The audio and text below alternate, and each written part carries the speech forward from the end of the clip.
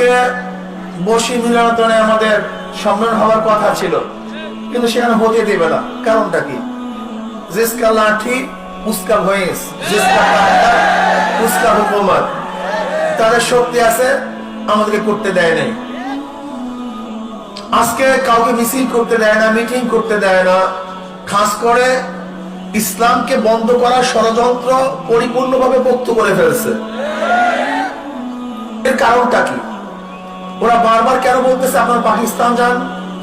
ওরা জানে এতগুলি বর্ডার পাড়ি দিয়ে পাকিস্তান যাওয়া সম্ভব না, কিন্তু কাঁটা তারের বেড়া উঠায় দিলে ভারত হওয়া সম্ভব। আসলে ওরা এই দেশকে ভারত করতে চায়। যেমন চোর আর একজনকে বলে চোর, নিজেই বলে চোর চোর চোর, অর্থাৎ আমি যে চোর, এই চোর থেকে অন্যদিকে যেন মানুষের চক্ষু ফিরে যায়, সেই জন্য বলে চোর চোর চোর যায়। ঠিক ওরা এই দেশকে ভারত করতে চায়, এর জন্য আমাদেরকে বলে আপনারা পাকিস্তান চলে যান। বলেন তো ভারতের মধ্যে বাংলাদেশের পার্থক্যটা কি?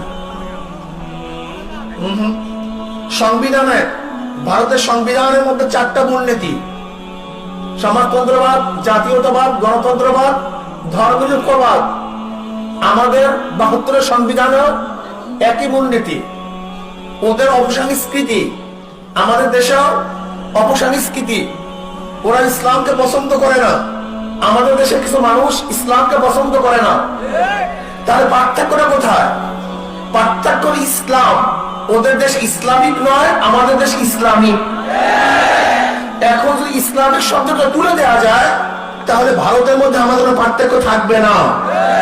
এর জন্য ওরা ইসলামের উপর ক্ষিপ্ত হয়েছে। ইসলামকে হটাও, আলেম থেকে হটাও, মসজিদ ভেঙে দাও, মাদ্রাসা বন্ধ করে দাও।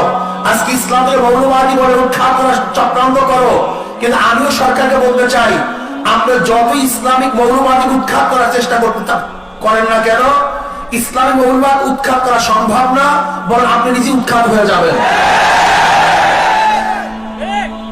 উৎখাত করা সম্ভব না। অনেকেই চেষ্টা করেছে, যেরকম মুক্তিযোদ্ধা মন্ত্রী বলেছেন মৌলবাদীদের শিকড় অনেক নিচে। আসলে নিচে নয়, মুসলমানদের শিকার আরশের সাথে। ইসলামের শিকার কোথার সাথে? আরশের সাথে। এ কোনো গভীরের শিকার নয়। এটা কেউ তুলতে পারবেন না, তোলা সম্ভব না। কাজে আমি সরকারকে বলবো, আপনি ইসলাম নিয়ে যে চক্রান্ত শুরু করেছেন, এই চক্রান্তের মাধ্যমে আপনি ফাঁদে পড়বেন। আমার বিশ্বাস নিশ্চিত ভাবে সরকার আশেপাশে সরকারের বিরুদ্ধে কিছু লোক আছে, যারা চায় সরকার ইসলামের সংঘাত সৃষ্টি করে গদির থেকে নামিয়ে দিতে। এটা চাইতেছে। কিন্তু আমি বলবো, আপনার সুবুদ্ধি উদার হোক, ইসলামকে ধ্বংস করার চক্রান্ত করবেন না, আলেম ওলামাদেরকে রুখে দেওয়ার চক্রান্ত করবেন না।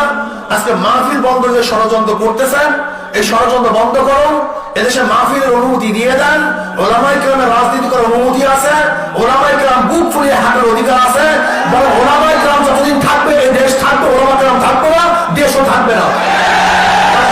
আমাকে এবং আমাদের সবাইকে ইসলাম অনুযায়ী দেশ চালাবার তৌফিক দান করেন। আমা আলাইনা ইল্লাল বালাগ। আসসালামু আলাইকুম ওয়া রাহমাতুল্লাহি ওয়া বারাকাতুহু।